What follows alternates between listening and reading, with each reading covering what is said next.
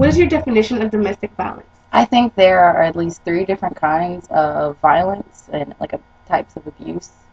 There's sexual abuse, and there's physical abuse, and there's emotional abuse.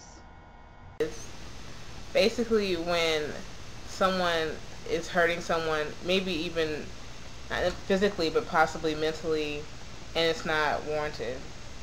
I guess any type of violence or abuse inside the household, between marriages or between parents and children. What do you consider as signs of an abusive relationship? Anyone where the wife or the husband is abusive, physically or emotionally, to the other one, I guess you would say. Like, they don't go out as much, they don't talk to their friends, they become reserved, and they start putting themselves down, and there's signs of depression, and that's also associated with the sexual abuse, like unwanted. Really kind of controlling, and they want to have knowledge of everything that the other person is doing, and they're just really there, but not in a positive way, but almost in a kind of a scary kind of way. Raised voice, any signs of like hitting stuff or overreacting over like simple things, like going to the store and he'd be like, "Ugh!" And then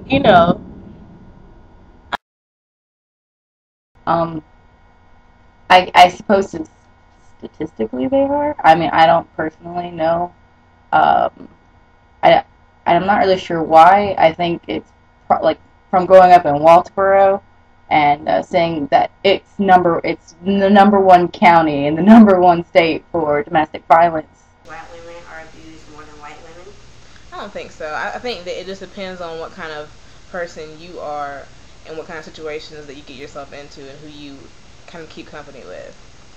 Not really. I think it's just how you grew up in your household and how you're raised by your own parents, whether you're more prone to violence. No. I think it shouldn't matter what race you are. If it happened to you, I mean, it don't matter the skin color. Do you think domestic violence affects children in the household? I think so. If a child sees his mother getting beaten by his father, he's gonna wonder why, and he don't think it's okay, or he's gonna not do it, and maybe as he get older, he could. Yes, of course. There's the cycle of abuse where they either think it's okay to be abused or it's okay to abuse others. Violence affects children in the household.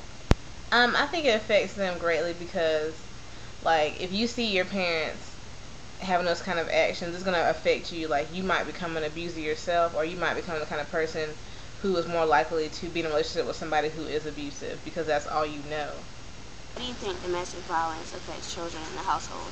It affects them greatly, I think. I mean, this is how they're raised, and this is what they see, so this is all they know. And obviously they're going to be more prone to violence in their lives after they see all this, whereas with children who are brought up in like non-violent households, they're going to be more calmer and not as prone to get into fights with other people. Why do you think more black women would be abused than any other ways, if that was the case? If that was the case, I would say it was because women and men in the black community have kind of been, not to say pushed down, but in ways they have been pushed down and kind of oppressed. And you take that kind of oppression and you bring it back home with you. So you're going to have that, like, if you've been oppressed, you're going to oppress the person that you care about just because it's a part of a cycle. And if you're going to have that kind of cyclical thing going on, it's going to keep happening and happening. So it's going to keep being an issue. I have no idea. I guess just because they're more of a minority, and so they're, I guess used to like oppression. But nowadays, I don't think that's as much the case because more people are open-minded. How do you think domestic violence affects the abuser? I think it's more of like a power thing, like I'm dominating, and that makes them feel better, because usually what they do is they blame the person for messing up. I think it makes the abuser like he has power over that person, or like either that person has something bad in their life and they feel like everything probably went wrong or something, and they feel like that the only person is the only one they have superior over. Do you think it can happen to you? I think it could if I didn't recognize the signs of a person who's abusive. Because I mean, if you love someone and you truly love them, sometimes you can't see what's going on in front of you. It's not because you're stupid or because you know, are naive. It's just because you want to believe the best about somebody. But I would hope that I would be able to see those signs early enough to get out.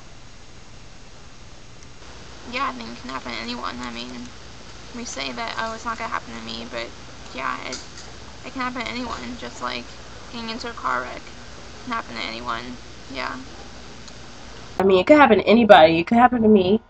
But And sexually, I don't think so. I mean, I believe that I would walk out on that situation because I respect myself and hope other. But emotionally, it's a different, because like you don't know when it happens, when it's emotional. You don't know when when someone's manipulating you until it's too late. Until you're like, oh my gosh, I'm in this game. How did I get here? Based on the answers we received during our interviews, we decided to hand out statistics and relationship quizzes so women on campus could be more aware of this issue.